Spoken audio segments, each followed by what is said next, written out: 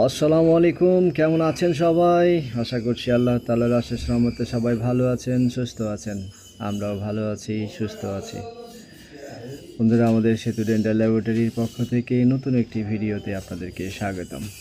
আমরা এর আগে জিরকোনিয়াম ক্যাপের ব্যাপারে কথা বলেছি এবং ভিডিও দিয়েছি, কিন্তু পাশাপাশি আমাদের পোর্সিলিন ক্রাউন কিংবা সফু ক্রাউনের ব্যাপারে আপনাদের সাথে আলোচনা হয় নাই। তাই আজকে আমরা চেষ্টা করছি যে আপনাদেরকে দর্শক শ্রোতা, আমরা দাঁতের চিকিৎসার ব্যাপারে যখন কোনো ডাক্তারের কাছে চিকিৎসা নিতে যাই, তখন দেখি যে অভিজ্ঞ সম্পন্ন ডাক্তার, ডিগ্রিধারী ডাক্তার, তাদের কাছেই আমরা চিকিৎসা নেওয়ার চেষ্টা করি। কিন্তু কখনো কি ভেবে দেখেছেন যে আপনার দাঁতে যে ক্রাউন ক্যাপটি লাগানো হচ্ছে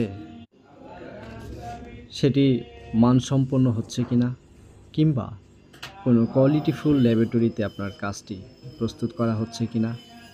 আমরা এটা অনেকেই মাথায় রাখি না, কারণ ডাক্তারদের প্রতি আমাদের আত্মবিশ্বাস থাকে। তাই আমি অনুরোধ করব যে চিকিৎসার পাশাপাশি অবশ্যই আপনার ক্যাপটার ব্যাপারেও আপনি সচেতন হবেন।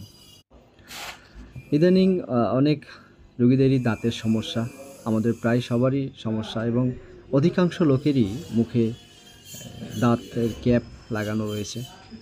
কেউ মেটাল ক্যাপ লাগান, কেউ গোল্ডেন ক্যাপ, কেউ সিরামিক ক্যাপ, কেউ জিরকোনিয়াম ক্যাপ। কিন্তু অনেকের আবার কিছু সমস্যা দেখা দেয়, যেমন যে ক্যাপটি আপনি লাগাচ্ছেন সেখানে খাবার জমে যায়। এটা একটি ল্যাবরেটরির কাজের টেকনিক্যালি প্রবলেম। যেই প্রবলেমটা থাকলে পরে আপনার ক্যাপের আশেপাশে খাবার জমবে এবং মুখে স্মেল হবে, যেটা কখনোই ভালো দেখাবে না।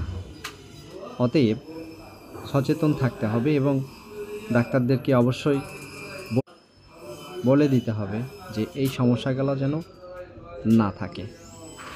আরেকটি বিষয়, দাঁতের যে কোয়ালিটি মেনটেন, যেমন হাইটের বিষয়টা, অনেক সময় আমাদের দাঁত ক্যাপ লাগানোর পরে উঁচু দেখায়, খাবার চিবোতে গেলে বা খেতে গেলে দাঁতে ব্যথা লাগে, সেই দিকটা অবশ্যই খেয়াল রাখবেন। কারণ একটি দাঁতের চিকিৎসা দীর্ঘমেয়াদী। রুট ক্যানেল ক্যাপ করলে পরে সেটা অনেক দিনের একটা বিষয়।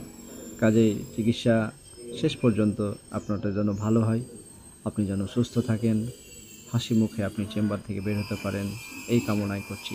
খোদা হাফেজ।